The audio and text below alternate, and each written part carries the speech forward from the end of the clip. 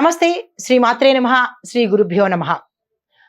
తెలుగు సంవత్సరాది ఉగాది స్వస్తి శ్రీ చాంద్రమానం శ్రీ విశ్వావసు నామ సంవత్సర చైత్ర శుద్ధ పాడ్యమి రేవతి నక్షత్రయుక్త ఉగాది తెలుగు సంవత్సరాది మరియు చంద్ర దర్శనము ఉగాది పండుగ యొక్క పర్వదినము ఏ సమయంలో గడుపుకోవాలి అనే అంశంలో ప్రతి ఒక్కళ్ళు జాగ్రత్తగా నోట్ చేసుకోండి. తెల్లవారుజామున అనగా తేదీ 30/3/2025 ఆదివారము ఉదయం 5 గంటల నుండి 7:30 గంటల వరకు, తదుపరి ఉదయం 9:10 నుంచి మధ్యాహ్నం వరకు మనకి ఉగాది పచ్చడి చేసుకోవడానికి, పూజ్య కార్యక్రమాలు చేసుకోవడానికి, మీ యొక్క గృహములో నూతన వస్తువులు ప్రారంభించుకోవడానికి ఇది శుభ సమయము. ఏరువాక ఉదయము ఆదివారము తెల్లవారుజామున 4:30 నుండి 5:45 వరకు ఇది శుభముహూర్తము.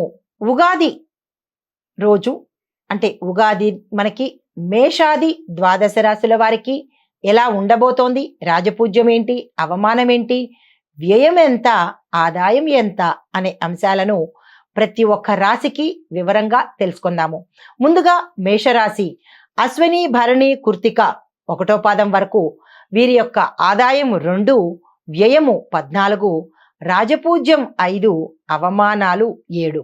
అయితే మార్చి 30 శని మీనరాశిలోకి మారుతున్నందువల్ల ఈ రాశి వారికి 7.5 ఏళ్ల శని దోషము ప్రారంభం అవ్వబోతోంది. మేషరాశి వారికి ఏలినాటి శని ప్రభావము రాబోతోంది.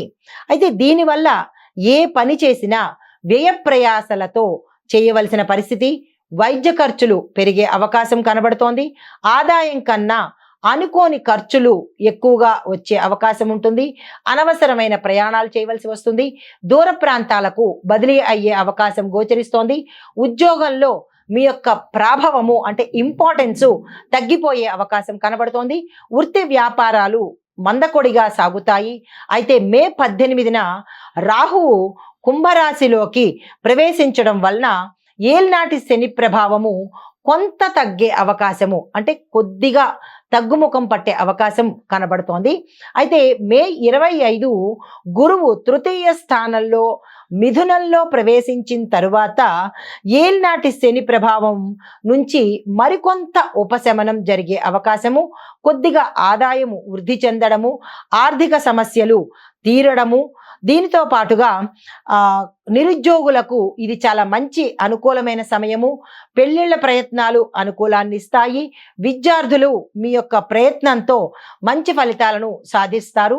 ప్రేమ వ్యవహారాలు కొంత ఉత్సాహంగా ముందుకు సాగే అవకాశం కనబడుతోంది. ఇది మేషరాశి వారికి ఏలినాటి శని ప్రభావము ఏ సమయంలో తగ్గుతోంది, ఆ తేదీలు జాగ్రత్తగా గమనించుకొని మీరు ఏ ప్రయత్నాలైనా చేయొచ్చు. అంటే ఇందులో విద్య, ఉద్యోగ, వ్యాపార, వ్యవసాయక, పారిశ్రామిక, వాణిజ్య రంగాల్లో ఉన్నవారు, రాజకీయ రంగంలో ఉన్నవారు, చిత్ర పరిశ్రమలో ఉన్నవారు ప్రతి ఒక్కరికి ఈ ఫలితాలు వర్తిస్తాయి. జాగ్రత్తలు తీసుకోండి. ఆ సమయాలను, ఆ తేదీలను నోట్ చేసుకుని మీరు ఏ పనైనా ప్రారంభించండి. అయితే మీకు చెప్పదగిన పరిహారము తప్పనిసరిగా గణపతి స్తోత్రం చదువుకోవడం వల్ల కొంత శుభ ఫలితాలు కలిగే అవకాశం గోచరిస్తోంది.